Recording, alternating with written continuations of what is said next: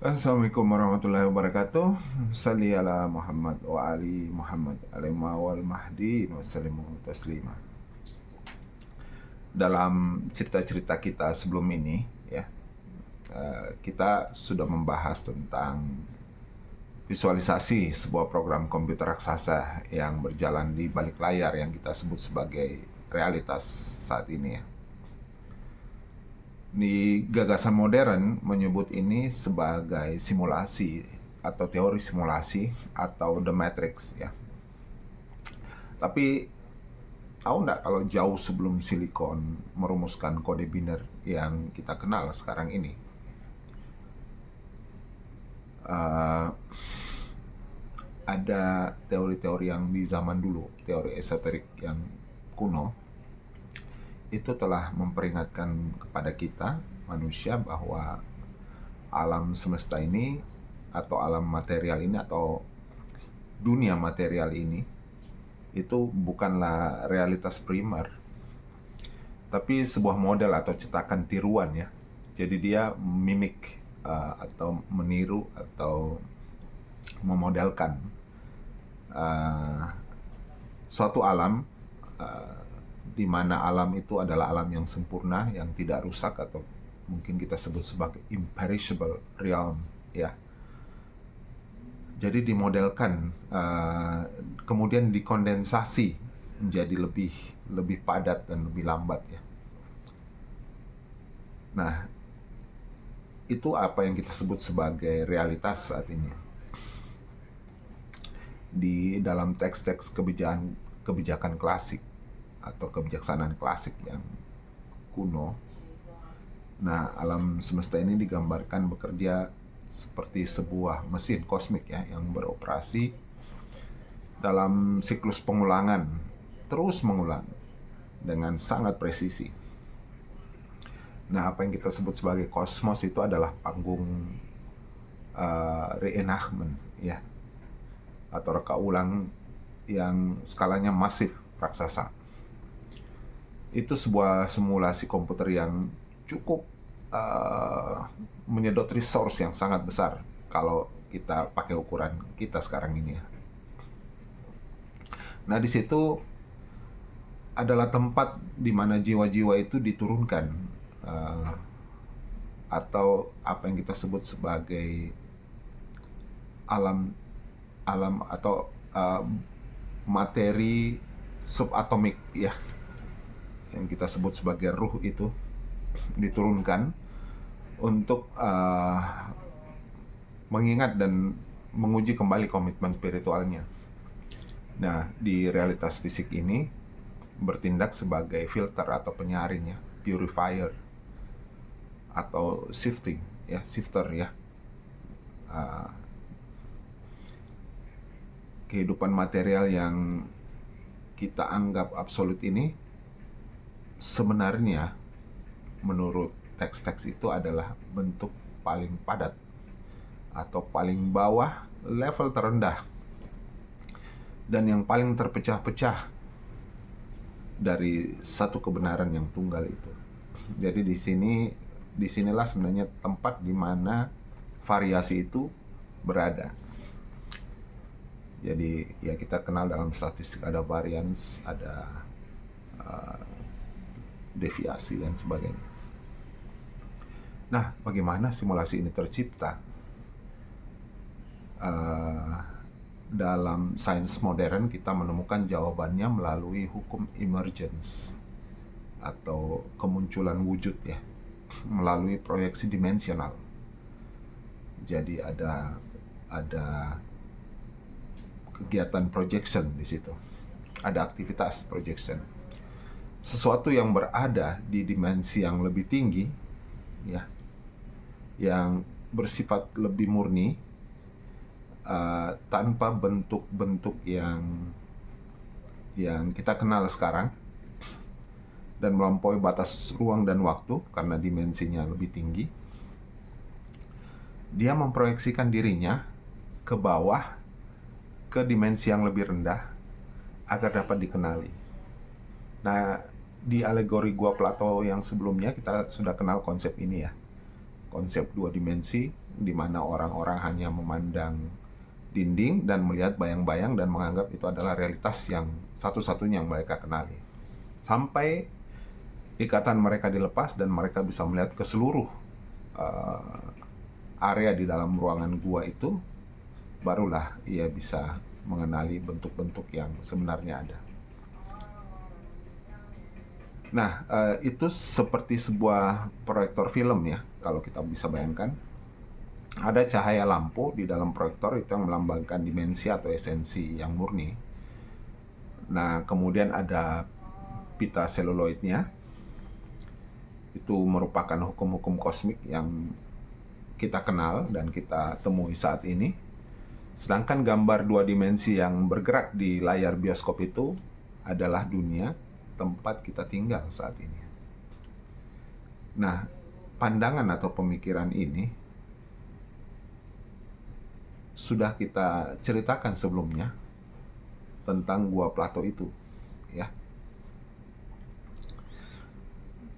Dan ini sangat berkorelasi atau relevan lah, sangat-sangat presisi untuk digambarkan seperti itu, kurang lebih. Nah, di dalam teks spiritual yang kami punya berjudul Al-Haf Asy-Syarif, konsep proyeksi dimensional ini dijelaskan secara memukau oleh para scholar atau para pemegang kunci pengetahuan itu, bahwa pada awal penciptaan suatu yang kita sebut sebagai Tuhan itu menciptakan satu bentuk cahaya primordial berdasarkan citranya. Jadi cahaya primordial berdasarkan citranya. Nah, melalui kehendaknya atau bisa juga kita sebut sebagai masyiah, wujud tunggal itu kemudian dipecah atau diproyeksikan menjadi jutaan bayangan, shadows ya. Ketika bayangan-bayangan ini saling memandang dari dimensi yang rendah, mereka memandang satu dengan yang lainnya, mereka mengalami ilusi kedirian. Jadi ada ilusi kedirian. Jadi semacam apa ya, bahasa Minangnya ya itu ada the delusion of the I, kayak gitu. Ada delusi, ilusi lah tentang diri mereka, bahwa mereka itu ada gitu. Jadi prinsip emergence di sini menunjukkan bagaimana dari satu aturan tinggi yang teratur, ketika dikondensasikan atau dipadatkan atau dilambatkan gerakannya, mungkin di situ kita kenal dalam quantum physics ada namanya fenomena boson Higgs ya, di mana ada suatu hal yang membuat partikel itu akhirnya bergerak melambat ya, dan membentuk materi-materi yang ada kita kenal sekarang ini. Nah, itu dikondensasikan ke dimensi yang rendah melalui suara, huruf, angka, materi, dan batasan-batasan fisik. Di situ juga ada muncul kompleksitas materi kosmos yang beraneka ragam karena kondensasi dan projection tersebut. Nah, jika penciptanya adalah kebaikan mutlak, mengapa di dalam simulasi kosmos ini terdapat penderitaan, kejahatan, defek atau cacat? Nah, di sini kita menemukan rahasia filosofis tentang residu penciptaan. Nah, keburukan itu tidak diciptakan secara mandiri oleh Tuhan. Dalam naskah klasik The Corpus Hermeticum, kita bisa pelajari bahwa terdapat sebuah analogi yang sangat brilian mengenai fenomena ini. Bahwa keburukan atau cacat yang mengikuti proses generasi atau generation atau generated proses, di mana di situ ada penciptaan materi, laksana karat ya, itu seperti ada karat-karat pada tembaga atau kotoran-kotoran semacam ekskresi lah pada tubuh fisik kita. Nah, pandai besi itu tidak secara sengaja membuat karat tersebut. Dan sang pencipta tidak menciptakan keburukan itu sendiri. Karat pada tembaga itu muncul secara niscaya sebagai residu alami akibat interaksi zat tembaga dengan udara dan kelembaban yang selama proses pembentukannya itu terjadi. Nah, karat itu adalah cacat dari proses penurunan dimensi. Jadi karena ada penyederhanaan di situ, maka ada hal yang dibuang atau terbuang sebagai konsekuensinya. Ketika kesempurnaan dimensi tinggi diturunkan emergence ya ke dimensi materi yang terbatas, kemudian padat dan terikat oleh hukum fisika, terbatasan ruang dan waktu itu secara otomatis kan melahirkan gesekan. Nah, setiap objek di alam materi itu memiliki yang namanya kuiditas ya, atau dalam filsafat kita kenal juga dengan istilah mahiyah, filsafat Islam ya maksud saya, atau batasan wujud agar ia bisa stabil di alam materi. Ya, batasan inilah yang memisahkan satu wujud dengan wujud yang lainnya. Karena adanya jarak keterbatasan dan kebutuhan materi, maka muncullah residu psikis dan fisik. Tubuh materi yang terbuat dari tanah yang kita tempati ini katanya terbuat dari tanah awalnya ya. Dia dipimpin atau dikepalai oleh jiwa material yang rentan terhadap distorsi ya di alam ini. Dari keterbatasan fisik ini ya kita temukan lahir 4 kondisi elementer. Ada panas, dingin, basah, kering. Nah, yang dalam sains esoterik itu menjadi celah bagi munculnya residu atau karat, atau dalam analogi kita secara psikologis itu mungkin bentuknya adalah hasrat, ketakutan, penderitaan, dan mungkin juga kedengkian, dan sebagainya lah yang mirip dengan itu. Nah, karena itu keburukan bukanlah sebuah esensi independen. Jadi dia bukan hal yang merupakan bawaan dari objek primernya, tapi merupakan konsekuensi logis dari proses tadi, projection atau penurunan derajat dari dimensi-dimensi yang lebih tinggi ke dimensi yang lebih rendah. Jadi dari intensitas cahaya wujud yang tinggi, atau ya pokoknya ini secara ontologis kita bisa mengatakan seperti itu, ke projection atau intensitas cahaya yang lebih padat, lebih lambat, dan lebih rendah kayak gitu. Keburukan ini bisa kita sebut juga sebagai bayangan yang terbentuk karena objek menghalangi cahaya. Jadi di situ ada bayangan, ada residu atau cacat kosmik yang niscaya pasti ada agar hukum-hukum dimensi materi dapat tetap berjalan. Nah, mengapa simulasi ini dibiarkan memiliki cacat dan residu atau karat itu? Di sini sebenarnya letak keadilan dan kebijaksanaan ilahi yang agung.